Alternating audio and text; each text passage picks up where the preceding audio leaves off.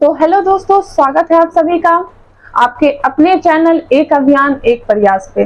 जैसा कि हमने आपको पिछले वीडियो में बताया था कि आप जो ये एक प्रयास देख रहे हो ये एक अभियान का ही एक भाग है। तो आज से हमारी क्लास स्टार्ट हो चुकी है जो कि आपके फुल एग्जाम की तैयारी कराएगी। तो सबसे पहले आज हम लोग जानेंगे कि आज का हमारा जो क्लास का टॉपिक रहेगा वो किसके बारे में रहेगा। तो जैसा कि आप देख रहे होंगे यहाँ पे सबसे पहला टॉपिक जो हमारी पहले क्लास का एकदम जीरो से स्टार्ट करेंगे और इसे बहुत ऊपर तक ले जाएंगे। ठीक है, तो आज का टॉपिक हमारा क्या है? मैटर यानी कि पदार्थ। तो सबसे पहले हम लोग जानेंगे कि पदार्थ होता क्या है, पदार्थ आया कहाँ से, ये सारी चीजें। तो आज हम लोग पदार्थ के बारे में पढ़ेंगे और साथ ही साथ मैं कोशिश करूंगी कि इस वीडियो का जो पार्ट 2 वीडियो आएगा उसमें आपका द सॉलिड स्टेट यानी कि ठोस अवस्था जो चैप्टर है उसको पढ़ा दिया जाए। ठीक है, तो सबसे पहले आइए हम लोग देखते हैं कि पदार्थ क्या होता है। पदार्थ किसे कहेंगे? कहेंगे दुनिया में वो सारी चीजें, वे सारी वस्तुएं जो स्थान को घेरती हो, जो वायु में रुकावट डालती हो, जिसका कुछ आकार होता है, कुछ ना कुछ आयतन होता है, वो सारी चीजें क्या कहलाती है? पदार्थ कहलाती है। आप ये मार्कर देख रहे हो, ये मार्कर क्या है? पदार्थ है ना? बिल्कुल है, क्योंकि इस मार्कर को अगर हम कहीं पे भी रख देंगे तो यह स्थान को छेकेगा, कुछ ना कुछ जगह को ऑक्यूपाइज करेगा, साथ ही साथ इसका कुछ ना कुछ आकार है, इसका आकार फिक्स है ना। चलिए, तो ये क्या हो गया? पदार्थ हो गया। तो आपको ये सारे गुण जिस चीज में देखने को मिले वो क्या है? पदार्थ है। चाहे अब वो कोई भी चीज हो, दुनिया में लगभग हम लोग जितनी भी चीजें यूज करती है वो सब पदार्थ के अंतर्गत आती है। तो अब हम लोग पदार्थ को पहचानेंगे कैसे कि कौन सा पदार्थ क्या है, इसका काम क्या होता है, इसका यूज क्या है। तो उसके लिए भी तरीका है। सबसे पहले बताया कि क्लासिफिकेशन ऑफ मैटर यानी कि पदार्थों का वर्गीकरण कितने भागों में किया गया। तो पदार्थ का जो वर्गीकरण है ये 2 भागों में किया था। पहला था भौतिक वर्गीकरण और दूसरा क्या था? रासायनिक वर्गीकरण। पदार्थ को कितने भागों में बांटा गया? तो भौतिक वर्गीकरण और रासायनिक वर्गीकरण, इसे वर्गीकृत किया गया। आप कह सकते हो कि भौतिक वर्गीकरण जो होता है इसमें जनरली हम लोग पदार्थ की अवस्था के बारे में पढ़ते हैं। किसके बारे में? अवस्था के बारे में। यानी कि पदार्थ एक है लेकिन उसके कई सारे रूप हैं, अलग अलग नाम है। तो वो सारी चीजें हम लोग किसमें पढ़ेंगे? भौतिक वर्गीकरण में। ठीक है, उसके बाद आते हैं रासायनिक वर्गीकरण में क्या पढ़ना होता है। तो रासायनिक वर्गीकरण में हमें पदार्थ का बंटवारा करना होता है, यानी कि पदार्थ को बांट दिया जाता है। आप कह सकते हो कि रासायनिक वर्गीकरण में हम लोग पदार्थ के प्रकार के बारे में पढ़ते हैं, यानी कि पदार्थ का कितना प्रकार है, कितने टाइप्स के ये पदार्थ होते हैं, ये सारी चीजें। तो देखेंगे कि सबसे पहले आज का जो क्लास है हमारा, हम लोग भौतिक वर्गीकरण को आज कवर कर लेंगे, साथ ही साथ अगर टाइम रहा तो रासायनिक वर्गीकरण को भी आज कवर कर लिया जाएगा। सबसे पहले देखिए कि भौतिक वर्गीकरण यानी कि अवस्था के बारे में पढ़ना है। तो किसकी अवस्था? पदार्थ की अवस्था। किसकी अवस्था पढ़ेंगे? पदार्थ की अवस्था के बारे में पढ़ेंगे। तो जनरली देखिए जो पदार्थ की अवस्था होती है वो कितनी होती है? 5 अवस्था होती है। कितनी होती है? 5 अवस्था। पहला होता है ठोस। क्या होता है? ठोस। दूसरा होता है द्रव्य, तीसरा गैस और चौथा प्लाज्मा और लास्ट हमारा क्या हो जाएगा? BEC, Bose Einstein condensate. ठीक है, तो कहने का मतलब है कि इस 5 अवस्था के बारे में आज हमें जानना है कि क्या होता है। सबसे पहले देखिए ठोस अवस्था यानी कि पदार्थ की ठोस अवस्था क्या है, इसको कैसे पहचानेंगे। कोई चीज हमें अगर ठोस के रूप में दिखती है तो जनरली हम लोग समझ जाते हैं कि वो क्या है? मजबूत होता है। ठोस का मतलब क्या? मजबूत है, कठोर है। ठीक है, ये पहचानेंगे। तो सबसे पहले कहेंगे कि ठोस पदार्थ जो होता है इसका आकार और आयतन क्या होता है? निश्चित। क्या होता है? निश्चित, यानी कि फिक्स होता है, कभी नहीं बदलता है। ठोस पदार्थ का आकार और आयतन क्या होता है? निश्चित होता है। ये बोर्ड है, इस बोर्ड का आप आकार बदल सकते हो। अगर हम इसे उठा के किसी दूसरे दीवार पे लगा देंगे तो क्या इसका आकार बदलेगा? नहीं बदलेगा, क्योंकि ये क्या है? ठोस है, कठोर है। तो इसका आकार क्या होगा? निश्चित, और आयतन भी क्या हो जाएगा? निश्चित। तो ठोस में याद रखिएगा, ठोस को पहचानने के लिए बस इतना सा ही काफी है, बाकी डीपली मैं आपको बताऊंगी। लेकिन अभी जान लीजिए कि ठोस का आकार और आयतन क्या होता है? निश्चित होता है। साथ ही साथ अब आते हैं आकार और आयतन की। जब बात हो रही है तो द्रव्य में भी पढ़ते जाते हैं। द्रव्य का आकार क्या होता है? अनिश्चित। आकार क्या है इसका? अनिश्चित। यानी कि द्रव्य पदार्थ का आकार जो होता है ये फिक्स नहीं होता है, लेकिन इसका आयतन क्या होता है? निश्चित। आयतन क्या होता है? निश्चित। यानी कि आप वॉल्यूम फिक्स होता है, लिक्विड का वॉल्यूम क्या होता है? फिक्स होता है, बाकी स्ट्रक्चर क्या होता है? फिक्स नहीं होता है, ये बदलते रहता है। कहने का मतलब है कि अगर हम एक ग्लास में पानी को रखते हैं, ठीक है, उतना ही पानी, उसी ग्लास का पानी अगर हम किसी दूसरे बड़े बर्तन में रख दे तो आकार में परिवर्तन होगा? बिल्कुल होगा। अगर हम उसे ग्लास में रखते हैं तो वो किसके आकार का? ग्लास की आकार का होता है। लेकिन अगर हम उसी पानी को एक बड़े टब में रख देंगे तो वो कौन सा आकार ले लेगा? टब का आकार ले लेगा। तो ध्यान रखिएगा कि जो द्रव्य पदार्थ होता है इसका आकार क्या होता है? अनिश्चित, लेकिन आयतन क्या होता है? निश्चित। पानी की तो मात्रा उतनी ही रही ना, तो इसलिए आयतन क्या हो जाएगा? निश्चित। तो ठोस में याद रखेंगे आकार और आयतन दोनों ही निश्चित। द्रव्य में क्या होता है कि आकार अनिश्चित लेकिन आयतन निश्चित। बाकी गैस में देखिए, गैस का दोनों ही अनिश्चित होता है, आकार और आयतन दोनों ही अनिश्चित होता है। आप कभी भी गैसीय पदार्थ का आकार और आयतन नहीं बता सकते हो, ये क्या होते हैं? अनिश्चित। तो तीन अंतर तो हमें यहां से समझ में आ गया, ठीक है। अब हम लोग इसको थोड़ा सा और डीपली जानेंगे, उसके बाद हम लोग प्लाज्मा स्टेट के बारे में भी पढ़ेंगे। तो ये था आकार और आयतन की बात। तो एक सवाल आता है हमारा कि ठोस पदार्थ जो होते हैं, यानी कि हमारा जो ठोस पदार्थ है इसका आकार और आयतन निश्चित है, लेकिन ये कठोर क्यों होता है? मजबूत क्यों होता है? तो देखिए, हम यहाँ पे कोई ठोस पदार्थ बना लेते हैं, ठीक है, मानिए ये कोई सॉलिड मैटर है, ठोस पदार्थ है। तो अब हम इसको कैसे पहचानेंगे कि ये मजबूत क्यों होता है, ये कठोर क्यों होता है, ये जल्दी क्यों नहीं टूटता है? तो देखिए, सबसे पहले ध्यान रखिएगा कि ठोस पदार्थ का जो पार्टिकल्स होता है, उनके कण जो होते हैं वो क्या होते हैं? एक दूसरे से काफी सटे हुए होते हैं, एकदम चुंबक की तरफ चिपके हुए रहते हैं। इसके जो कण है, इस पदार्थ के जो कण है वो सभी एक दूसरे के साथ एक मजबूत बंधन से जुड़े रहते हैं, जिसकी वजह से इसे तोड़ना मुमकिन नहीं है, इसलिए ये क्या होते हैं? कठोर होते हैं। लेकिन द्रव्य पदार्थ के जो पार्टिकल्स होते हैं, इनके जो कण होते हैं, ये एक दूसरे से चिपके हुए नहीं होते हैं। ऐसा नहीं है कि अलग होते हैं, अलग नहीं होते, लेकिन ये ठोस के कंपेयर में एक दूसरे से क्या होते हैं? अलग होते हैं।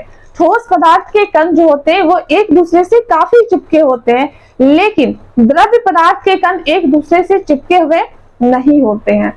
तो इसीलिए ये क्या होता है? ठोस के कंपेयर में इसका कण अलग होता है। साथ ही साथ गैस की कणों की बात करें, गैस की पार्टिकल्स की बात करें, तो ये दोनों, इनके कण जो होते हैं एक दूसरे से काफी अलग होते हैं, दुश्मन की तरह, दूर दूर से कोई नाता नहीं है, ठीक है।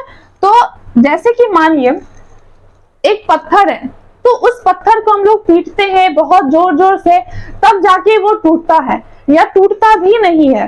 तो क्यों नहीं टूटता? क्योंकि उनके जो कण है, उनके जो पार्टिकल्स है, वो एक दूसरे से बहुत ही मजबूत तरीके से जुड़े हुए हैं, तो इसीलिए वो नहीं टूट रहा।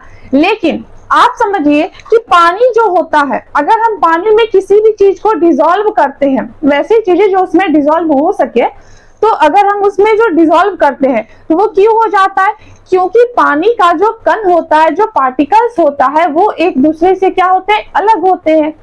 तो जो भी चीज हम उसमें डिसॉल्व करते हैं, उसमें घोलते हैं, चीनी या नमक जो भी घोल रहे हैं, वो क्या होता है? सबसे पहले टूटता है छोटे छोटे अणु में, फिर वो कहाँ जाता है? जो पानी का पार्टिकल्स है, पानी का जो कण है, उनके बीच में जो जगह है वो कहाँ जाता है? वहीं पे चला जाता है। यानी कि चीनी या नमक जो भी हम उसमें घोल रहे हैं, वो पानी के अंदर, लिक्विड के अंदर जो पार्टिकल्स होते हैं वो उनके जगह पे चले जाते हैं, ठीक है। तो इसीलिए हम समझ रहे हैं कि उनके पार्टिकल्स, उनके कण क्या होते हैं? एक दूसरे से अलग होते हैं। लेकिन गैस के जो कण होते हैं ये एक दूसरे से काफी अलग होते हैं। कभी आप गुब्बारा फुलाए होंगे, तो तो जब गुब्बारे से, बैलून से हवा जब निकल जाती है तो वो हवा किस तरफ जाती है, किस दिशा में जाती है, ये बताना बहुत ही मुश्किल होता है, क्योंकि ये क्या है, गैस है, और गैस के कण इतने हल्के होते हैं कि वो हवा में भी तैरते हैं। ठीक है, तो इसीलिए तो आप इन तीनों को लगता है कि समझ चुके होंगे अच्छी तरह से। बाकी अगर हम लोग अब बात करें प्लाज्मा स्टेट की, ठीक है, प्लाज्मा स्टेट के बारे में अगर थोड़ा सा जानेंगे तो सबसे पहले ठोस द्रव्य गैस को अगर आप समझ चुके हो बढ़िया तरीके से तो आप प्लाज्मा को भी समझ जाओगे।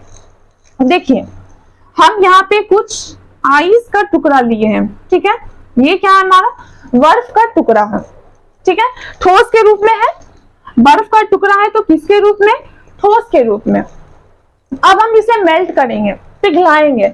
आप या तो इसे टेम्परेचर देके पिघला दो या फिर सनलाइट में, सूरज के प्रकाश में भी ये पिघल जाएगा जैसे ही आप इसे फ्रीजर से बाहर रखोगे। ठीक है, तो देखिए, अगर हम इसको गर्म करते हैं, इस बर्फ के टुकड़े को गर्म करते हैं तो ये किस में बदलेगा, पानी में बदलेगा। किस में बदलेगा, पानी में। तो पानी हमारा क्या हो जाएगा, द्रव्य पदार्थ। क्या हो जाएगा, द्रव्य पदार्थ। ठीक है, अवस्था बदला ना, पहले ये क्या था, ठोस के रूप में था, अब ये क्या है, द्रव्य के रूप में है। लेकिन अगर मानिए कि इसी पानी को हम फिर से हीट कर दे, फिर से इसे गर्म करेंगे तो ये किस में कन्वर्ट होगा, भाप में। किस में बदलेगा, भाप में बदलेगा। और ये जो हमारा भाप होगा ये कौन सा स्टेट होगा, गैसियस स्टेट होगा, यानी कि ये गैस की अवस्था में हो जाएगा। ठीक है, तो समझिए हम कहना क्या चाह रहे हैं, ये जो बर्फ का टुकड़ा था जब हम इसे गर्म किए तो ये द्रव्य के रूप में यानी कि लिक्विड के फॉर्म में आ गया। तो इसके लिए जो अवस्था बदला, यहाँ ठोस से जो द्रव्य आया, क्या इसके लिए इसे एनर्जी नहीं लगा होगा, बिल्कुल लगा होगा, ऊर्जा तो लगा होगा ना। तो जो ये ऊर्जा लगा तो द्रव्य में बदला, कुछ ना कुछ ऊर्जा क्या हुआ, खत्म हो गया। वहां से कुछ ऊर्जा का जो था वो क्या हो गया, खत्म हो रहा है। अब साथ ही साथ हम लोग कहेंगे ये जो द्रव्य पदार्थ है, अगर हम इस द्रव्य पदार्थ को गर्म किए भाप के रूप में कन्वर्ट करने के लिए, तो यहाँ भी तो कुछ ना कुछ एनर्जी खत्म हुआ होगा, ऊर्जा लगा होगा।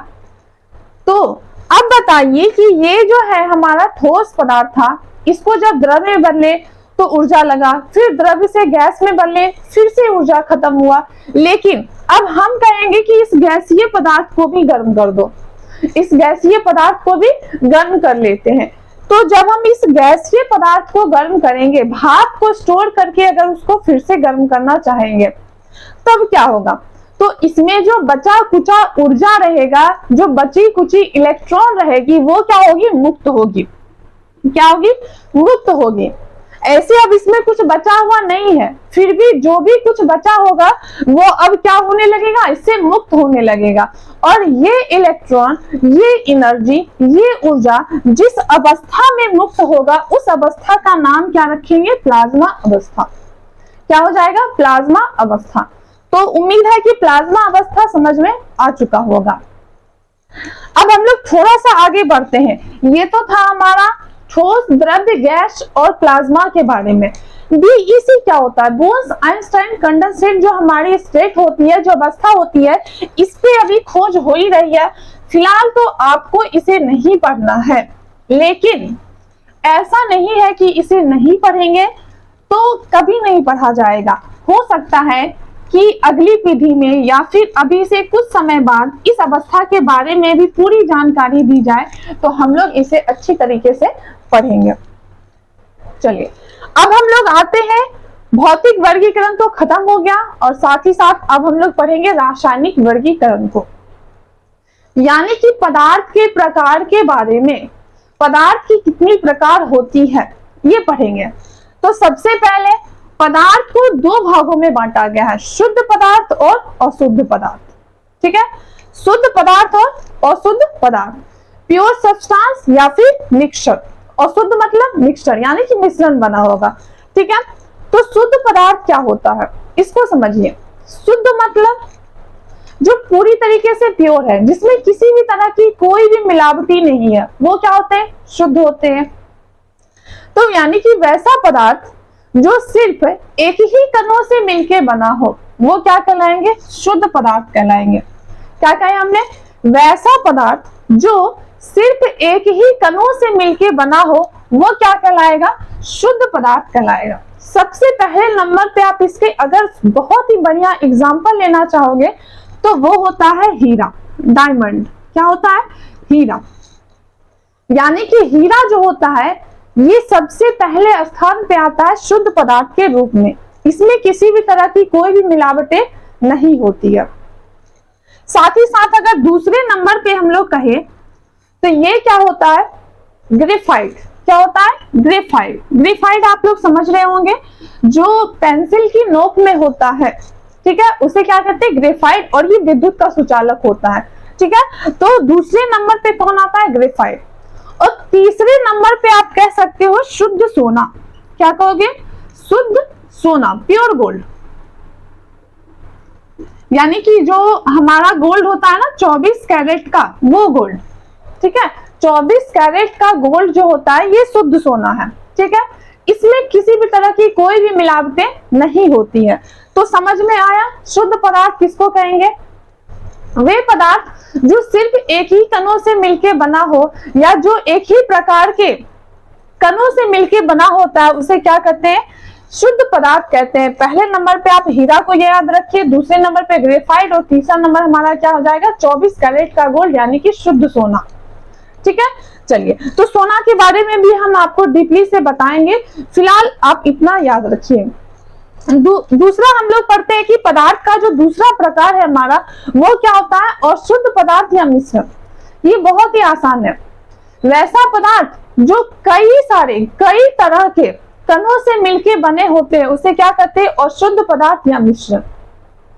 जैसे कि अभी अभी हम आपको बताए, ये जो होता है प्लास्टिक ले लो, कांच ले लो, रबर ले लो, या फिर 24 कैरेट गोल्ड को छोड़ के जो हमारा 22 कैरेट का गोल्ड आता है, जो 18 कैरेट का गोल्ड आता है, ये सारे किस में आते हैं? मिश्रण यानी कि अशुद्ध पदार्थ में आते हैं, ठीक है। तो शुद्ध पदार्थ को छोड़ के दुनिया में जितनी भी सारी वस्तुएं होती है वो क्या होती है? अशुद्ध पदार्थ यानी कि मिश्रण के रूप में होती है।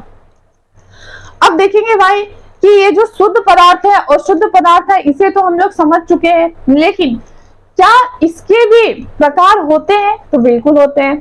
शुद्ध पदार्थ के कितने प्रकार? 2 प्रकार, तत्व और यौगिक, यानी कि एलिमेंट और कंपाउंड्स। क्या होते हैं? एलिमेंट और कंपाउंड्स। तत्व किसे कहते हैं? आप लोगों ने, सभी लोगों ने क्लास 7 से ही पीरियोडिक टेबल को देखा होगा, ठीक है। S block, P block, D block, F block, तो ये सारी जो होती है इसमें हम लोग किसके बारे में पढ़ते हैं? तो तत्व के बारे में पढ़ते हैं। किसके बारे में? तत्व में। आप उस पीरियोडिक टेबल में जो भी चीज लिखा हुआ देखते हैं वो क्या है? तत्व है, ठीक है। तो जो अकेला लिखा रहे, जैसे हमने लिख दिया हाइड्रोजन, हीलियम, लिथियम, ये सारे क्या होते हैं? तत्व होते हैं, ठीक है। लेकिन यौगिक क्या बोलेंगे? जिस चीज का फॉर्मूला बन जाए, यानी कि जिसका केमिकल फॉर्मूला बनाया जा सके, जिस पदार्थ का केमिकल फॉर्मूला हम लोग बना सकते हैं उसे क्या कहेंगे? यौगिक। हम इसे आपको बहुत ही आसान भाषा में समझाने की कोशिश कर रहे हैं ताकि आप लोग बहुत ही अच्छी तरीके से इसको समझ सके। जो चीज अकेला अकेला लिखा रहेगा उसे क्या पढ़ेंगे? तत्व, ठीक है। लेकिन इसी तत्व को मिला के अगर फॉर्मूला बना दिया तो वो क्या हो जाएगा? यौगिक, यानी कि कंपाउंड। जैसे कि हम लोग नमक खाते हैं तो नमक का फॉर्मूला बन जाता है NaCl, तो ये क्या है? यौगिक है। क्या है? यौगिक है। लेकिन अगर हम लोग इसका फॉर्मूला नहीं बने, यानी कि दुनिया में बहुत सारी ऐसी भी चीजें हैं जिनका कोई केमिकली फॉर्मूला ही नहीं बना है, तो वो क्या कहलाएंगे? तो वो कहलाएंगे मिश्रण। क्या कहलाएंगे? मिश्रण। तो तत्व, यौगिक और मिश्रण को बहुत ही आसान तरीके से आप सीख सकते हैं। जो चीज अकेला अकेला लिखा रहेगा वो क्या है? तत्व। जिसका फॉर्मूला बन जाए वो क्या है? यौगिक। और जिस पदार्थ का कोई फॉर्मूला ही ना बने वो क्या है? मिश्रण। तो समझ में आ गया होगा। साथ ही साथ हम इसका यौगिक का आपको दूसरा परिभाषा भी बताते हैं जो कि किताबी भाषा है। 2 या 2 से अधिक पदार्थों का, 2 या 2 से अधिक पदार्थों का जब आपस में रासायनिक अभिक्रिया होता है, या फिर 2 या 2 से अधिक तत्व जो होते हैं वो आपस में रासायनिक अभिक्रिया करते हैं, तो उसके फलस्वरूप जो नया पदार्थ बनता है, जो नई चीजें बनती है, वो क्या कहलाती है? यौगिक। क्या कहलाती है? यौगिक। लेकिन ये यौगिक जो होता है ये हमेशा एक फिक्स रेशियो में होता है, यानी कि इसका अनुपात निश्चित होता है। जैसे कि आप पानी पीते हो तो जल का अनुपात क्या है? निश्चित है। सोडियम क्लोराइड का अनुपात क्या है? निश्चित है। मतलब जो भी तत्व यौगिक बनाते हैं रासायनिक अभिक्रिया के फलस्वरूप, वो हमेशा एक निश्चित अनुपात में रहते हैं, यानी कि उनकी जो मात्रा होती है वो एक लिमिट होती है। आप ना ही ज्यादा डाल सकते हो ना ही कम। ठीक है, तो याद रखिएगा। बाकी मिश्रण समझ में आ गया कि जो कई सारी चीजों से मिलके बना हो, या फिर अगर बहुत ही आसान भाषा में कहें तो जिस पदार्थ का फॉर्मूला ना बन सके, वो क्या है? मिश्रण है। ठीक है, तो तत्व यौगिक मिश्रण को तो समझ चुके हैं। उम्मीद करती हूँ कि यहाँ तक समझ में आ गया होगा। साथ ही साथ अब हम लोग जानेंगे कि मिश्रण के प्रकार कितने होते हैं, मिश्रण का कितना टाइप्स है। तो मिश्रण का जो होता है दो प्रकार होता है, समांगी मिश्रण और विषमांगी मिश्रण, यानी कि होमोजेनियस मिक्सचर और हेट्रोजेनियस मिक्सचर। तो समांगी मिश्रण जो होता है ये होता है जो किसी चीज में पूरी तरीके से एक समान घुल जाए या एक समान से मिल जाए, उसे क्या कहेंगे? समांगी मिश्रण। जो बढ़िया तरीके से एक समान तरीके से पूरी चीजों में मिल जाए। मान लीजिए अगर हम लोग एक विलयन का एग्जांपल लेते हैं, एक सॉल्यूशन बनाते हैं तो कहेंगे कि अगर हमको शरबत पीना है तो पानी में हम लोग क्या डालेंगे? चीनी डालेंगे, नींबू डालेंगे, जो भी चीज हमें अच्छी लगती है, तो वो डालने के बाद उसे अच्छी तरीके से मिलाते हैं। तो वो क्या होता है? चीनी और नींबू का जो रस है वो वाटर में अच्छी तरीके से क्या है? डिसॉल्व हो गया। तो ये जो मिश्रण बना, ये कौन सा मिश्रण? समांगी मिश्रण। कौन सा मिश्रण कहलाएगा? समांगी मिश्रण कहलाएगा। साथ ही साथ हम लोग कहेंगे कि विषमांगी मिश्रण क्या होता है? तो कहेंगे कि वे सारी चीजें जो एक दूसरे चीजों में अच्छी तरीके से डिसॉल्व ना हो सके या अच्छी तरीके से नहीं मिल सके, उसे क्या कहते हैं? विषमांगी मिश्रण कहते हैं। ठीक है, तो जैसे बालू और पानी को घोलेंगे या ये कभी मिलेगा? नहीं मिलेगा। तो ये कौन सा मिश्रण? विषमांगी मिश्रण। ठीक है, तो उम्मीद करती हूँ कि यहाँ तक समझ में आ गया होगा। बाकी की जो हमारी आगे की पढ़ाई है उसके लिए आप लोग पार्ट 2 वीडियो को देखें।